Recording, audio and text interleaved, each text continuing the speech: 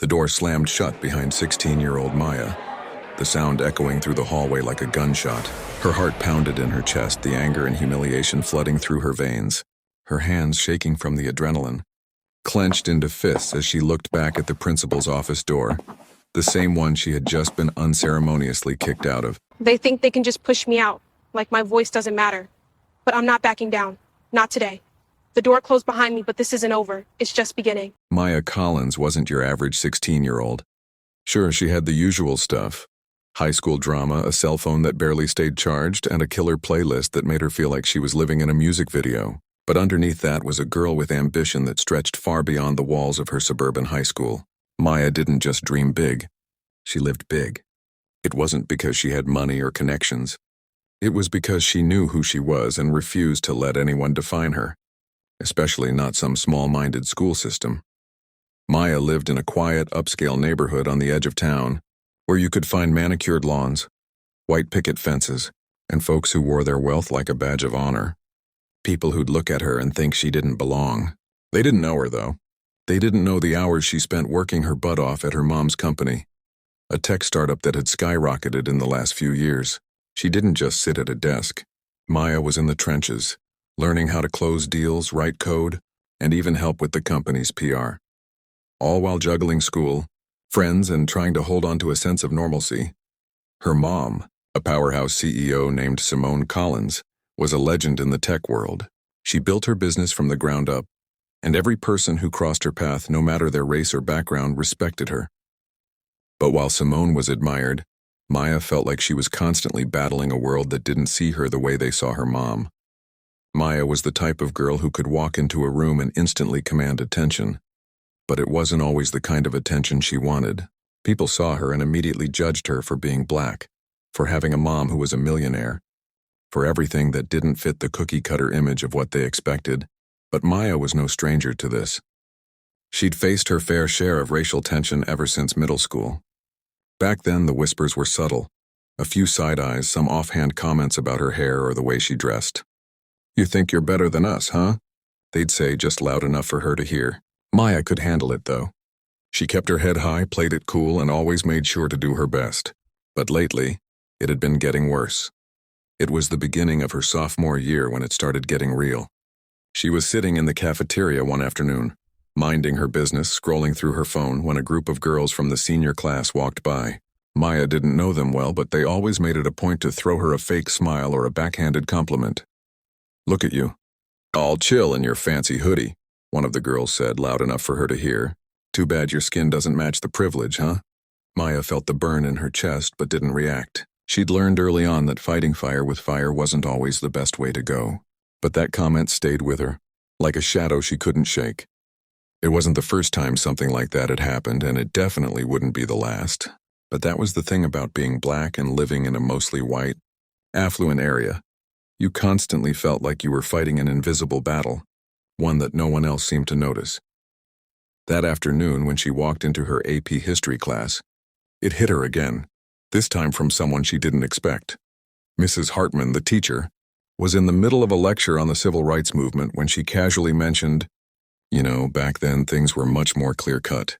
Segregation, racism. Those were the days when we could really see who was on the right side of history. Maya raised an eyebrow. It wasn't the first time Mrs. Hartman had made a comment like that. But today Maya couldn't hold back. She raised her hand, interrupting the flow of the lecture. "Sorry, Mrs. Hartman," she said, her voice calm but firm, "but I think racism still exists, It's not just something from the past. It's alive and well, and people still face it every day. It's like just last week I had someone tell me I only got into this school because of my mom's money. But what they don't know is I've worked my butt off to get here." The class went silent. Maya's words hung in the air, thick and uncomfortable. Mrs. Hartman blinked, unsure how to respond. Maya could feel the eyes on her. Some students were clearly uncomfortable, others awkwardly shifting in their seats.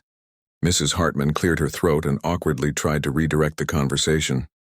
"Well, yes, but you're here now, Maya, and that's what matters." But Maya wasn't satisfied. She wasn't just another black girl in a sea of students who had to play by someone else's rules. She wasn't just another trophy in the school's diversity showcase. She was more than that. She was a force in her own right, and no one was going to forget it. Later that day, as Maya sat in her mom's office running over some of her latest code revisions, Simone walked in, her heels clicking on the marble floor. She glanced at her daughter, then at the screen. "How's the project going, baby?" Maya forced a smile, her mind racing with everything that had happened in the last 24 hours. "Good, but there's something I need to talk to you about." Simone stopped in her tracks, sensing the seriousness in her daughter's tone. "What happened?" Maya took a deep breath, trying to steady her nerves. "It's school. The kids there, they don't get it. They see me and all they see is my skin and the fact that you're my mom. I'm not even treated like an individual anymore. It's like every time I open my mouth they think I'm only saying it because of who I am." Simone didn't respond right away. She walked over to Maya, placed a gentle hand on her shoulder and whispered, "You're stronger than they know. But this world, it's gonna try and break you down. Don't let it. We've been through worse and we've built something for you to stand on." Maya looked up at her mom, her resolve hardening. The system was broken and her mom had built an empire to prove it. But Maya knew it wasn't just about proving her worth. It was about changing the game. And if she had to, she was ready to fight for it. Maya had never been one to back down from a challenge, but lately, it felt like the world was closing in on her from all sides. Her high school was a pressure cooker of subtle discrimination, where microaggressions bubbled just below the surface, making her second-guess everything. Every day felt like a battle, and she wasn't sure how much longer she could fight without losing herself in the process. It started small, like a grain of sand in her shoe. She'd walk into class and the whispers would start. A casual joke about her hair. "Is that a weave or is she really rocking that look?" Said in a way that made everyone else laugh but left her feeling like she was an outsider in her own skin. No one thought twice about it. It was just harmless banter, right? But Maya wasn't stupid. She knew the difference between teasing and being targeted. She knew when someone was making fun of her for something that wasn't even her fault. It was one thing when her friends in the lunchroom were playfully calling her Queen Maya, but when it came from people who barely knew her, it felt different. It felt loaded. "Hey Maya, do you mind explaining what it's like to be the token black girl in the class?" Jake, a kid from the basketball team, asked one morning, leaning against the lockers. His voice wasn't malicious, but the smirk on his face said otherwise. Maya looked at him, her expression stoic. "What do you mean?" Jake shrugged. "You know, you're like the diversity hire here, right?" He made air quotes with his fingers, and the small group of friends standing behind him snickered. It wasn't the first time someone had said something like that, but the weight of it hit harder than it ever had before. The question lingered in the air like a fog that Maya couldn't escape. She had been brought here on merit, but to some, her race was all they saw. She forced a smile. "Actually, Jake, I earned my place here just like you. My grades, my hard work, all of that. But if you want to talk about privilege, maybe you should look in the mirror." Jake blinked, the smirk fading. His friends, sensing the tension, shifted uncomfortably. Maya's heart was pounding in her chest. She could feel the eyes of the hallway on her, the whispers that followed like a shadow. It wasn't just the words, it was the feeling that she was always being watched, always being judged. Like she didn't belong. Later that week, it got worse. Maya had been working tirelessly on a group project for her AP history class. The topic was the civil rights movement, an area she knew inside and out thanks to her mom's teachings and her own research. She was eager to contribute, but when the group met to discuss their presentation, things quickly went south. "I think we should focus on the good parts of the movement," said Claire, the group leader. She had that tone, the one that made her sound like she knew better than everyone else. You know, the success stories like how Martin Luther King got the "I have a dream" speech. But like, let's skip over all the rioting and stuff. It's just not... Well, it's not the image we need, Maya blinked, taken aback. You can't just cherry-pick history. It's all connected. The riots weren't some random outburst, they were a response to years of injustice. Claire smiled, but it wasn't a friendly one. Well, yeah, but do you think everyone's really ready to hear about all that? We want this to be like an uplifting thing, right? Let's keep it positive. Her words landed like a punch to Maya's gut. Claire was a decent student, but she didn't understand what it was like to grow up in a world that constantly told her she wasn't good enough, to have to fight for every little bit of respect, to have to watch the news every night and see people who looked like her being treated like less than human.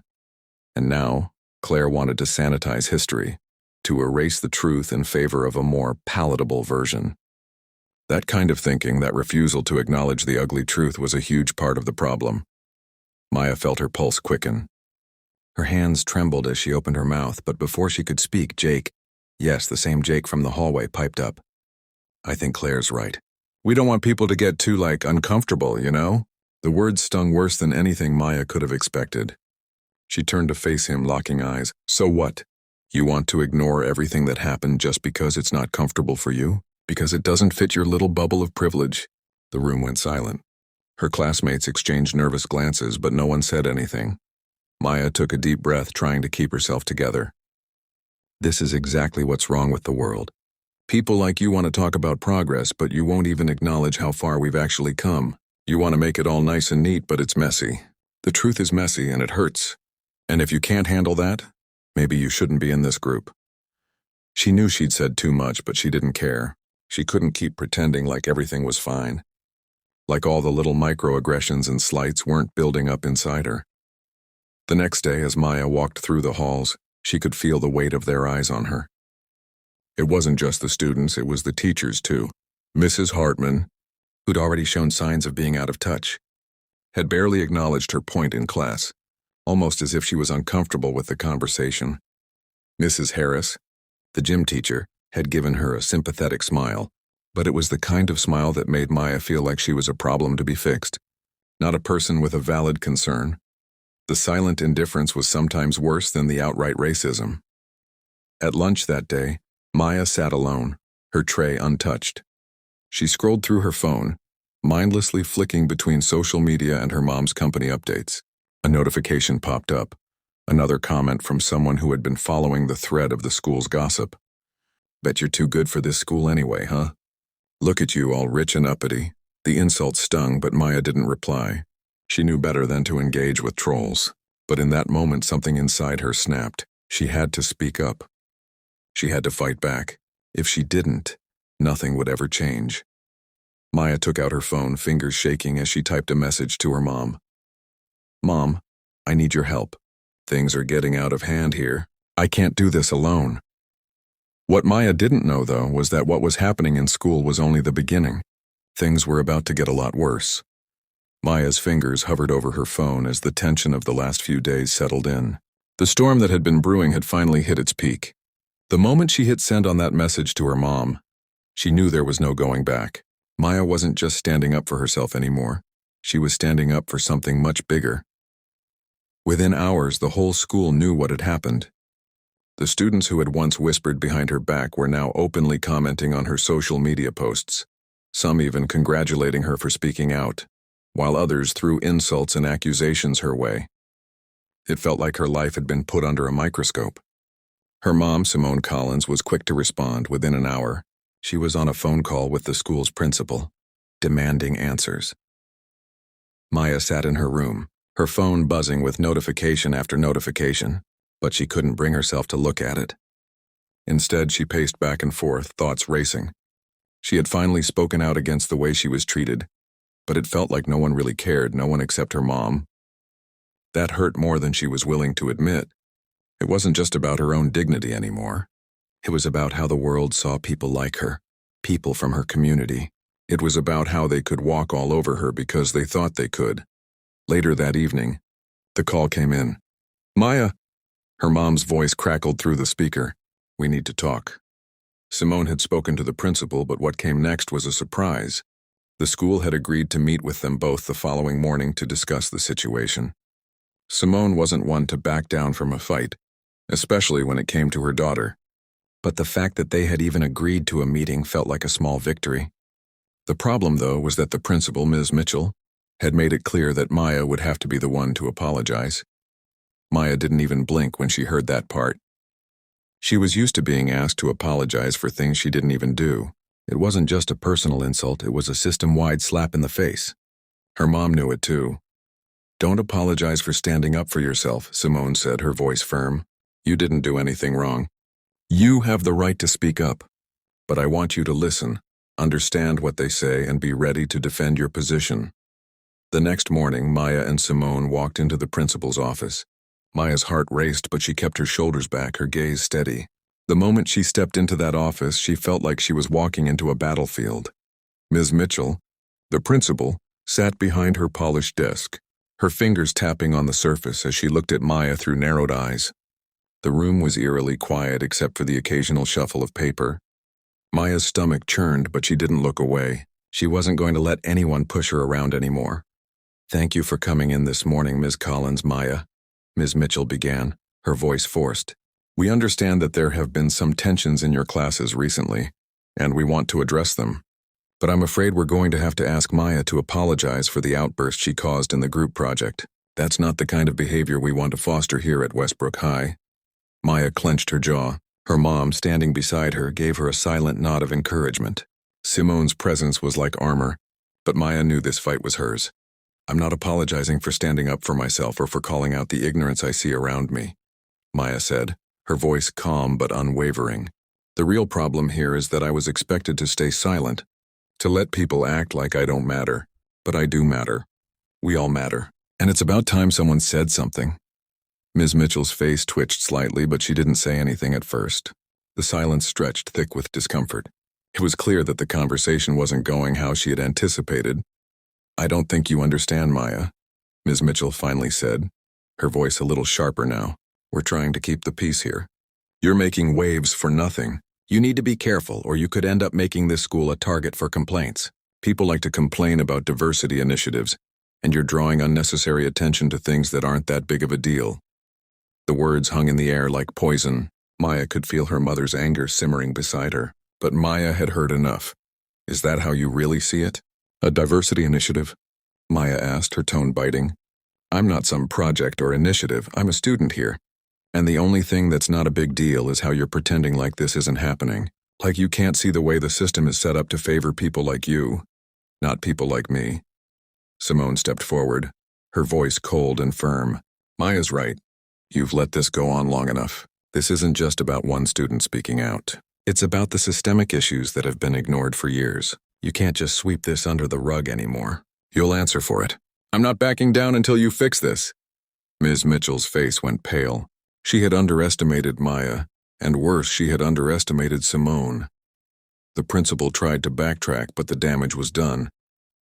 Maya wasn't the only one who had noticed the cracks in the system. There were other students, other parents, who had been quietly watching and listening, seeing how this would unfold.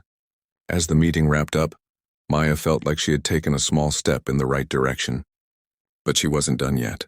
She wasn't going to let her story be buried under the weight of ignorance. Word spread quickly after that meeting. The other students, the ones who had never spoken up before, started to voice their frustrations.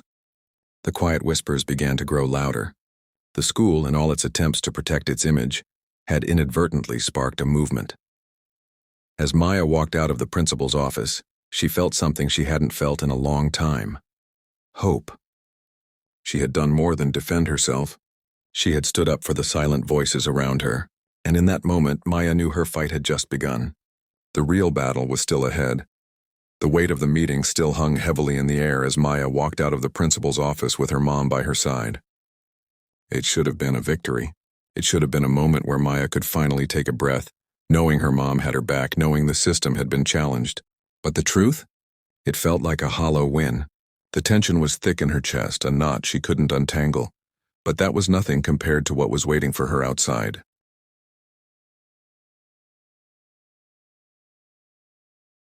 The hallway was eerily quiet as they stepped out of the office.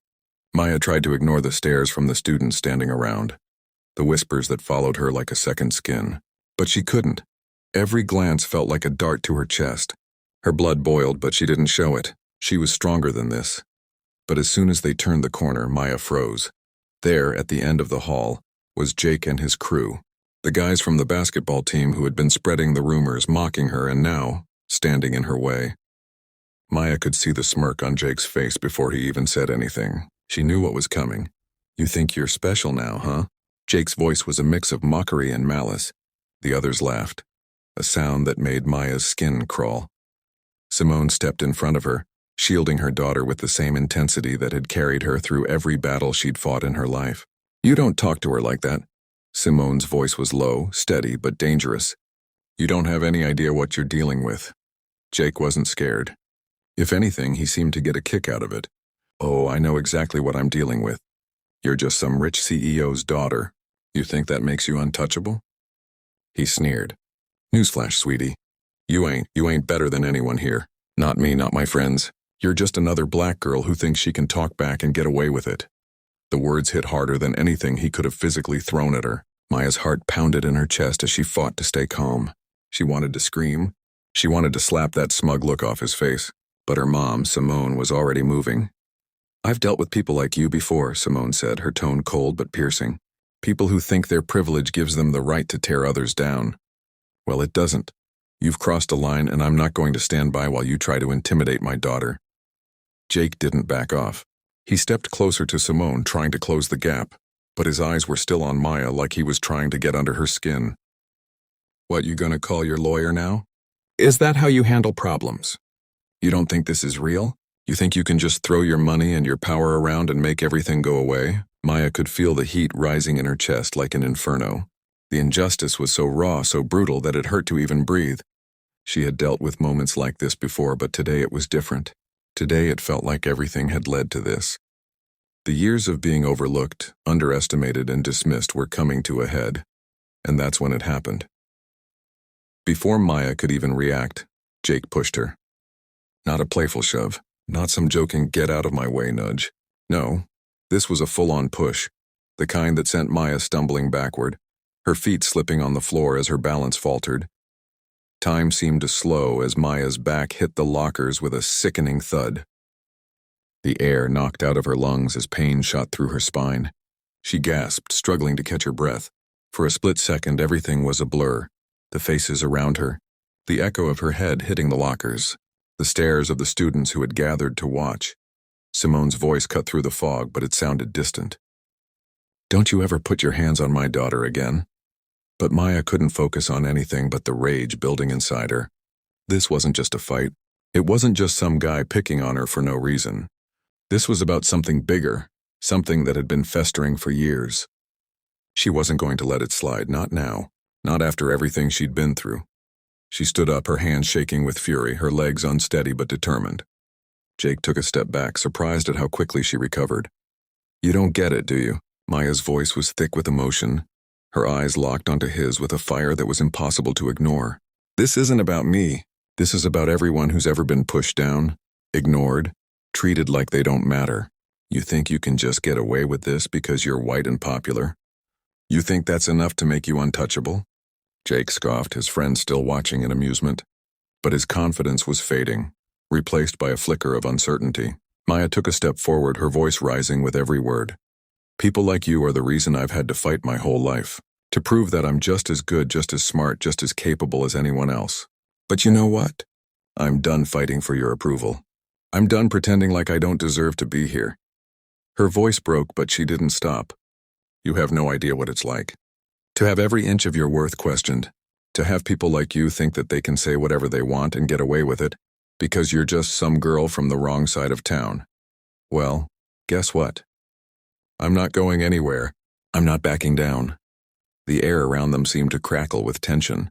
The students in the hallway had gone silent, watching, waiting for something to happen. Maya's words had struck a nerve, and for the first time she wasn't just the black girl trying to fit in. She was the one who was standing her ground, making them see her for who she really was.